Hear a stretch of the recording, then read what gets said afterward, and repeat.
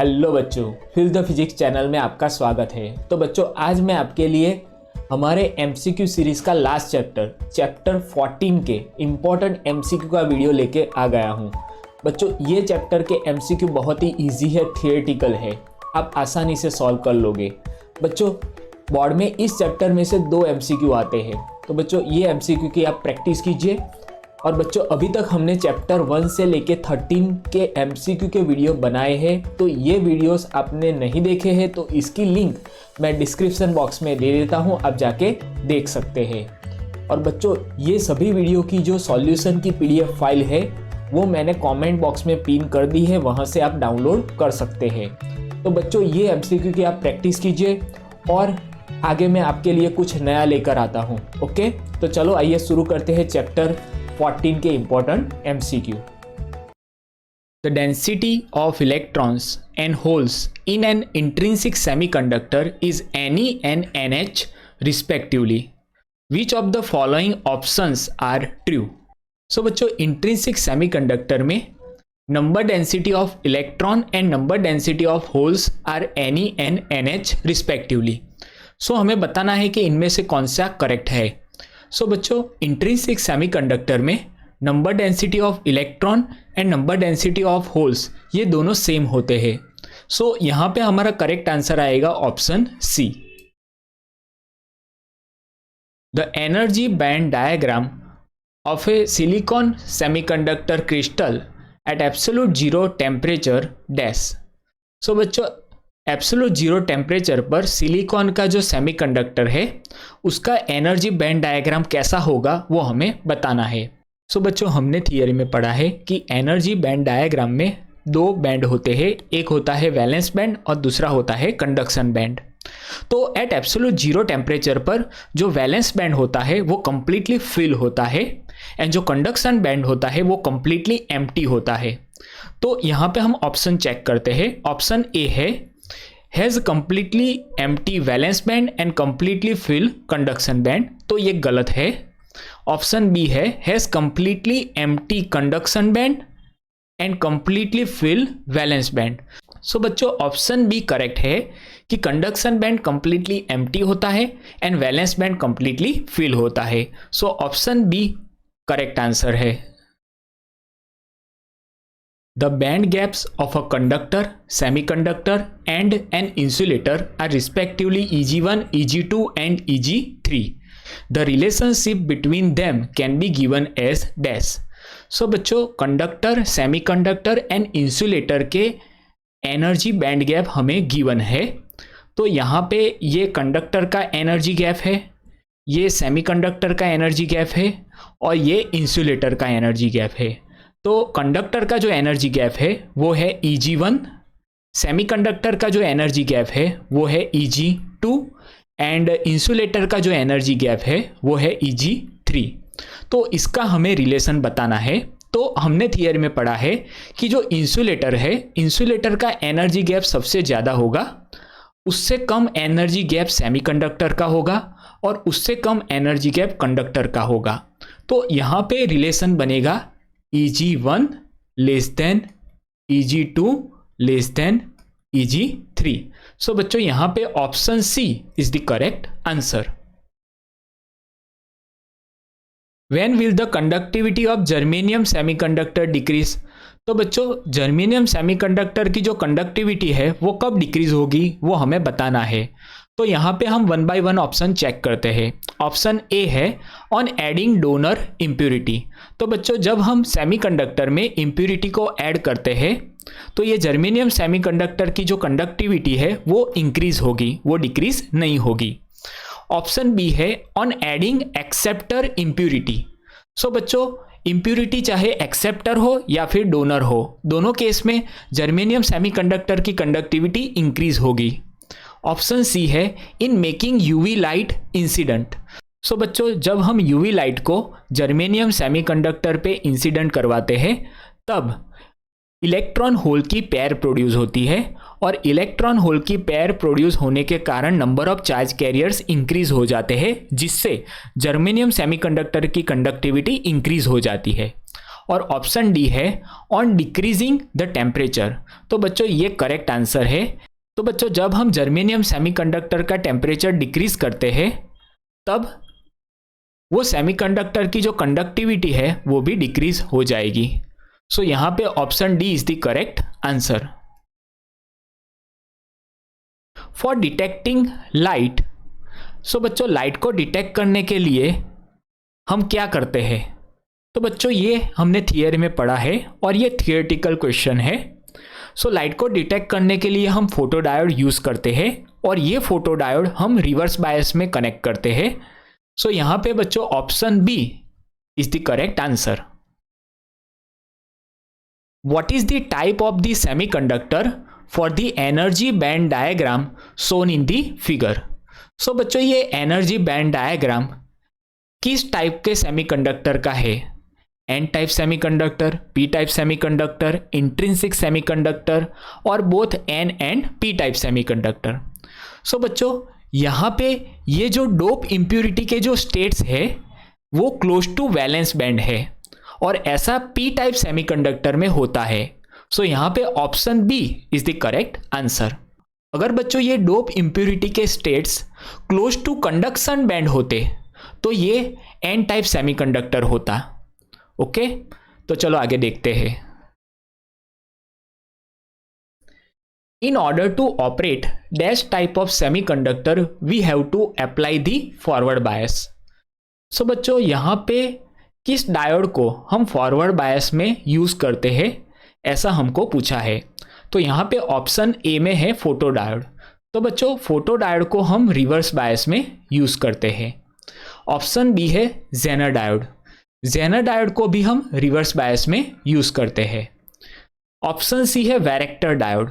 तो ये varactor diode हमारे सिलेबस में नहीं है लेकिन वैरेक्टर डायोड को भी रिवर्स बायस में यूज करते हैं और जो एलईडी है उसको हम फॉरवर्ड बायस में यूज करते हैं। सो यहां पे option D is the correct answer. Which type of semiconductor device does not need any bias voltage? So बच्चों इनमें से कौन से डायोड और डिवाइस में कोई भी वोल्टेज की ज़रूरत नहीं पड़ती? तो बच्चों यहाँ पे फोटो डायोड है तो फोटो डायोड में वोल्टेज की ज़रूरत पड़ती है। वैरेक्टर डायोड में भी पड़ती है। सोलर सेल में कोई भी वोल्टेज की ज़रूरत नहीं पड़ती क्योंकि जो सोलर सेल है वो सनलाइट को यूज़ करके खुद ही वोल्टेज को बनाता है, उसको वोल्टेज की कोई ज़रूरत नहीं पड़ती। सो बच्चों यहाँ पे option C is the correct answer. और यहाँ पे ट्रांजिस्टर है जो कि हमारे सिलेबस में नहीं है लेकिन उसको भी वोल्टेज की ज़रूरत पड़ती है। A potential barrier of 0.50 volt exist across a PN junction. If the depletion region is 5 into 10⁷ meter wide, the intensity of electric field in this region is dash. So बच्चों यहाँ पे potential barrier and depletion region की width given है और हमें electric field find करना है। सो यहाँ पे V है 0.50 वोल्ट और D की वैल्यू है 5 into 10⁻⁷ मीटर और इलेक्ट्रिक फील्ड की वैल्यू हमें फाइंड करनी है। सो यहाँ पे हम इक्वेशन यूज करेंगे E equals to V/D। V की वैल्यू है 0.50 डिवाइड बाई 5 into 10⁻⁷। सो बच्चों इसको सॉल्व करेंगे तो आपको आंसर मिलेगा 10⁶ वोल्ट पर मीटर। सो बच्चों यहाँ पे option B is the correct answer. Which of the following PN junction diode is reverse bias? सो बच्चों इनमें से कौन सा डायोड रिवर्स बायस में कनेक्टेड है वो हमें फाइंड करना है। तो इसके लिए आपको 1-2 पॉइंट पता होने चाहिए। तो बच्चों ये डायोड है, ये डायोड का P साइड और ये N साइड। तो बच्चों जब P terminal of diode is connected with high voltage, जब P टर्मिनल हाई वोल्टेज के साथ कनेक्ट है और जो N टर्मिनल है वो लो वोल्टेज के साथ कनेक्टेड है, तब ये फॉरवर्ड बायस में होगा। तब ये डायोड फॉरवर्ड बायस में होगा। और बच्चों जब P terminal of diode low voltage के साथ कनेक्टेड है और एन टर्मिनल हाई वोल्टेज के साथ कनेक्टेड है, तब ये डायोड रिवर्स बायस में होगा। तो यहां पे हम चेक करते हैं, तो यहां पे ये डायोड है, ये पी टर्मिनल, ये एन टर्मिनल, और यहां पे +5 वोल्ट है पी टर्मिनल के साथ, और एन टर्मिनल अर्थ है। अर्थ का मतलब ये हुआ कि ये 0 वोल्ट है। तो यहाँ पे P terminal of diode is connected with high voltage and N terminal of diode is connected with low voltage. तो बच्चों ये फॉरवर्ड बायस में होगा। यहाँ पे पी हाई वोल्टेज के साथ एन लो वोल्टेज, तो ये होगा फॉरवर्ड बायस में। ऑप्शन बी में देखते हैं, ये डायोड का पी टर्मिनल और ये एन टर्मिनल। तो यहाँ पे पी टर्मिनल है वो +5 के साथ है और एन टर्मिनल +10 के साथ। तो पी टर्मिनल के साथ लो वोल्टेज है और एन टर्मिनल के साथ हाई वोल्टेज है। तो बच्चों ये डायोड रिवर्स बायस में होगा। सो बच्चों option B is the correct answer. यहाँ पे ऑप्शन सी और डी भी एक बार चेक कर लेते हैं। तो यहाँ पे ये पी टर्मिनल है और ये एन टर्मिनल है और ये 0 वोल्ट है। तो पी के साथ 0 वोल्ट है और एन के साथ -10 वोल्ट है। तो पी के साथ हाई वोल्टेज है और एन के साथ लो वोल्टेज है, तो ये होगा फॉरवर्ड बायस। ये है पी और ये है एन। यहाँ पे पी के साथ -5 वोल्ट है और एन के साथ -10 वोल्ट है। तो यहाँ पी के साथ हाई वोल्टेज है और एन के साथ लो वोल्टेज है, तो ये भी होगा फॉरवर्ड बायस में। सो बच्चों यहाँ पे जो डायोड D3 है वो होगा रिवर्स बायस में। तो यहाँ पे option C is the correct answer. The logic circuit shown in the figure represents the characteristic of which logic gate? So बच्चों यहाँ पे ये जो लॉजिक सर्किट है वो किस लॉजिक गेट के साथ मैच करेगा वो हमें बताना है। सो बच्चों यहाँ पे इनपुट A और B है और यहाँ पे ये नॉट गेट है, तो ये बन जाएगा A बार और ये बन जाएगा B बार, और ये और गेट है। तो यहाँ पे फाइनल आउटपुट हमें मिलेगा C = A bar plus B बार, क्योंकि और गेट में ये दोनों ऐड हो जाते हैं। अब हम यहाँ पे देखते हैं, ऑप्शन A है और गेट। सो बच्चों और गेट का इक्वेशन है y = A और B। सो बच्चों ये इक्वेशन इसके साथ मैच नहीं होता, तो और गेट गलत आंसर है। ऑप्शन बी है एंड गेट, तो इसका इक्वेशन है y = A एंड B, तो ये भी इसके साथ मैच नहीं होता, तो ये भी गलत है। नॉर गेट का इक्वेशन है y = A और B इसका बार, तो यहाँ पे इसको हम लिख सकते हैं A bar and B bar, तो ये भी इसके साथ मैच नहीं होता, तो नॉर गेट भी गलत है। लास्ट बचा नैंड गेट, इसको देख लेते हैं। इसका इक्वेशन होगा y = A and B bar, तो इसको हम लिख सकते हैं A bar plus B bar. So बच्चों ये इक्वेशन इसके साथ मैच होता है, so option D NAND gate is the correct answer. The majority charge carriers in p-type semiconductor are dash। So बच्चों ये तो हमने थियरी में पढ़ा है कि जो पी टाइप सेमीकंडक्टर में जो मेजोरिटी चार्ज कैरियर्स होते हैं वो होल्स होते हैं और माइनॉरिटी चार्ज कैरियर्स जो होते हैं वो इलेक्ट्रॉन्स होते हैं। तो यहाँ पे option A is the correct answer. An n-type semiconductor can be obtained by adding dash। So बच्चों एन टाइप सेमीकंडक्टर बनाने के लिए हम पेंटावेलेंट इंप्यूरिटी को सेमीकंडक्टर में ऐड करते हैं, और यहाँ पे जो पेंटावेलेंट इंप्यूरिटी है वो है आर्सेनिक। आर्सेनिक पेंटावेलेंट इंप्यूरिटी है, और यहाँ पे जो गैलियम, इंडियम एंड एल्यूमिनियम है वो ट्राइवेलेंट इंप्यूरिटी है। तो यहाँ पे हम पेंटावेलेंट इंप्यूरिटी आर्सेनिक को सिलिकॉन में ऐड करेंगे तो ये सेमीकंडक्टर एन टाइप सेमीकंडक्टर बन जाएगा। तो यहाँ पे option B is the correct answer. When the electrical conductivity of a semiconductor is due to the breaking of its covalent bond, then the semiconductor is said to be dash. So बच्चों, जब semiconductor में covalent bond break होने के कारण उसकी conductivity increase होती है, तो वो सेमीकंडक्टर को हम क्या कहते हैं? तो वो सेमीकंडक्टर को हम इंट्रिंसिक सेमीकंडक्टर कहते हैं। तो यहाँ पे option C is the correct answer. और बच्चों, जब सेमीकंडक्टर में हम इम्प्यूरिटी ऐड करके उसकी कंडक्टिविटी इंक्रीज करते हैं तो उसे हम एक्सट्रिंसिक सेमीकंडक्टर कहते हैं। In P type semiconductors dash. So बच्चों, पी टाइप सेमीकंडक्टर के लिए इनमें से कौन सा सही है वो हमें बताना है। तो हमने थियरी में पढ़ा है कि पी टाइप सेमीकंडक्टर में number density of holes is more than number density of electrons. So बच्चों, यहां पे option C is the correct answer, any less than NH। To prepare the N type semiconductor from a tetravalent Si or Ge, the impurity atoms of valency dash are chosen। सो बच्चों, N type semiconductor बनाने के लिए हम जिस impurity atom में 5 valence electron हो वो impurity atom को हम यूज करते हैं, जिसे हम पेंटावेलेंट इम्प्यूरिटी भी कहते हैं। सो बच्चों, यहां पे option C is the correct answer. Each pentavalent donor atom contributes dash free electron। So बच्चों, हमने थियरी में पढ़ा है कि ये जो पेंटावेलेंट डोनर एटम है वो कितने फ्री इलेक्ट्रॉन कंट्रीब्यूट करता है।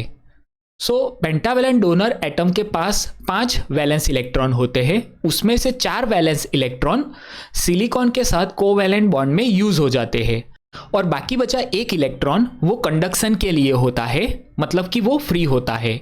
सो यहां पे each pentavalent donor atom contributes only 1 free electron. So option A is the correct answer.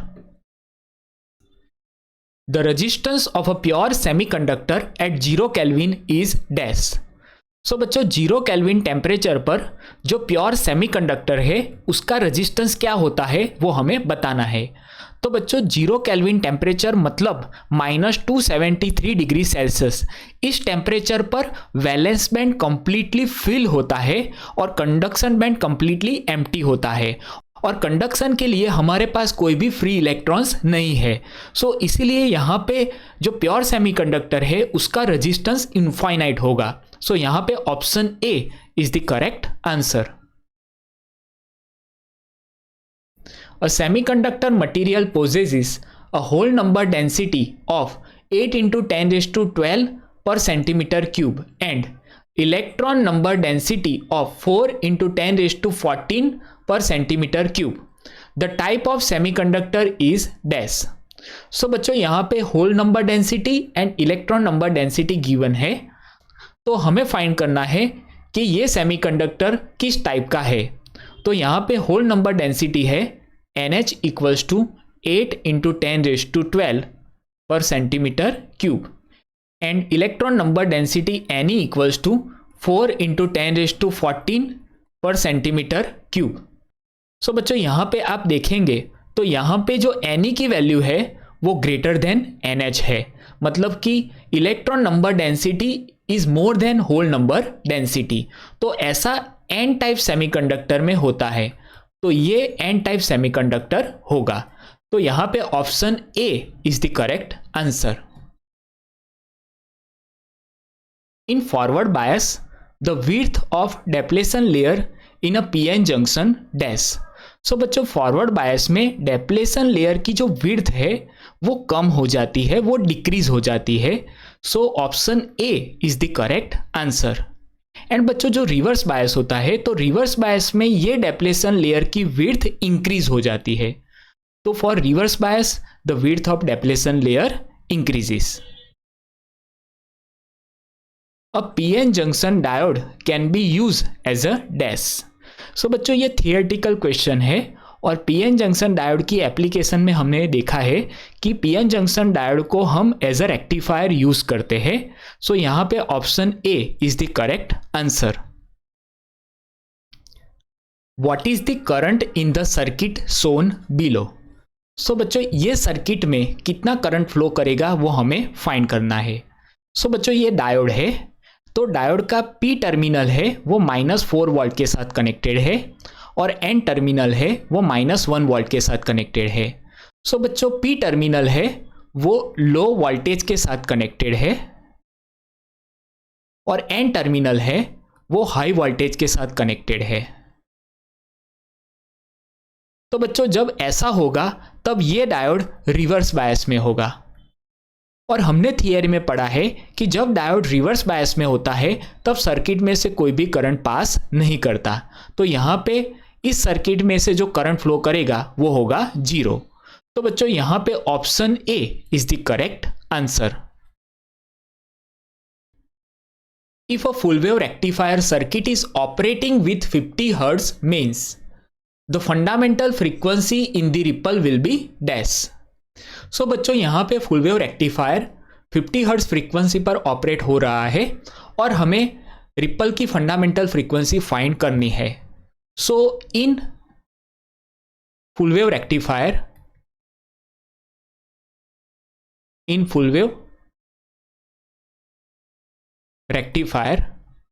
यहाँ पे इनपुट फ्रीक्वेंसी 50 हर्ट्ज है और हमें आउटपुट फ्रीक्वेंसी फाइंड करनी है। आउटपुट फ्रीक्वेंसी मतलब fundamental frequency of the ripple. So frequency of the ripple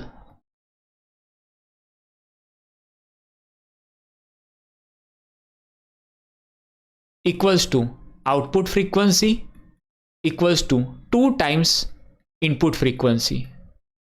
so यहाँ पे जो इनपुट फ्रीक्वेंसी है वो है 50 हर्ट्ज। सो यहाँ पे 50 इंटू 2 होगा 100 हर्ट्ज। सो यहाँ पे हमें आउटपुट फ्रीक्वेंसी मिली 100 हर्ट्ज और आउटपुट फ्रीक्वेंसी होता है फ्रीक्वेंसी ऑफ रिपल। सो यहाँ पे option C is the correct answer. Zener diode is use as dash. So बच्चों जेनर डायोड को हम इनमें से कौन से पर्पस के लिए यूज करते हैं? तो जेनर डायोड को हम as a voltage regulator use करते हैं क्योंकि जेनर डायोड है वो वोल्टेज को रेगुलेट करता है, वोल्टेज को कांस्टेंट रखता है, वो वोल्टेज को चेंज नहीं होने देता। सो बच्चों यहाँ पे option C is the correct answer. The given truth table represents dash.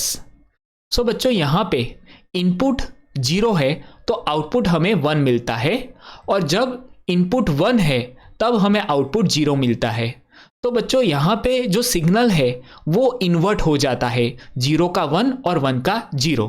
तो ये काम किसका होगा? तो ये काम होगा नॉट गेट का। नॉट गेट सिग्नल को इन्वर्ट कर देता है।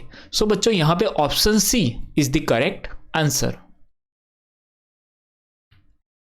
The Boolean equation of nor gate is dash. So बच्चों नॉर गेट का बुलियन इक्वेशन हमें बताना है।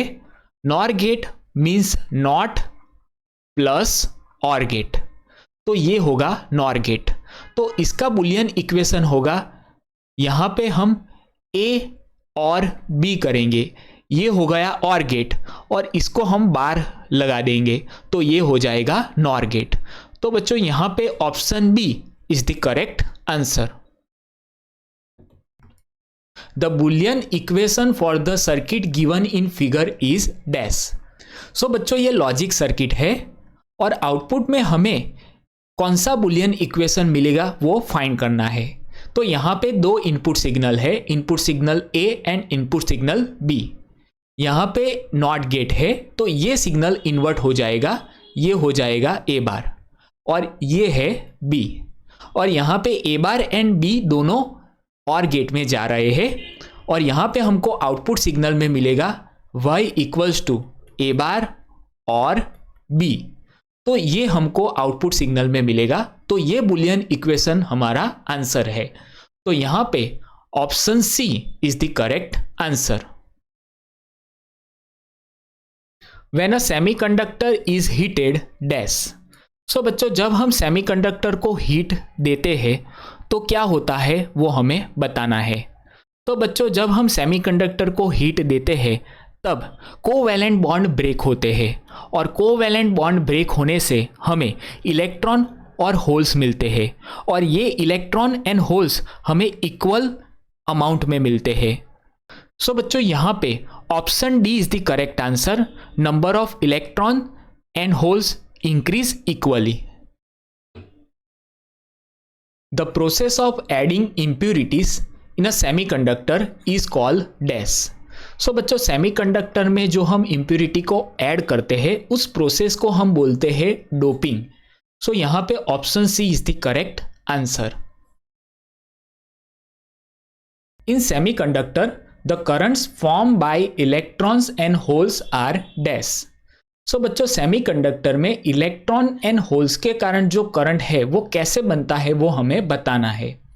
तो बच्चों ये सर्किट है, तो यहाँ पे आप देख सकते हैं कि इलेक्ट्रॉन इस डायरेक्शन में जा रहे हैं और होल इस डायरेक्शन में जा रहे हैं, और इलेक्ट्रॉन की मोशन के कारण जो करंट बनेगा वो इलेक्ट्रॉन की मोशन की ऑपोजिट डायरेक्शन में बनेगा। So current due to the motion of free electron is opposite to the motion of electron. और बच्चों जो होल्स के कारण जो करंट बनेगा वो होल्स जिस डायरेक्शन में मोशन कर रहे हैं उसी डायरेक्शन में हमें होल करंट मिलेगा, क्योंकि होल्स ऐसे बिहेव करते हैं कि उस पर पॉजिटिव चार्ज है। तो यहाँ पे electron current and holes current दोनों सेम डायरेक्शन में है, तो हमारा करेक्ट आंसर आएगा the current form by electrons and holes are in the same direction. So option A is the correct answer.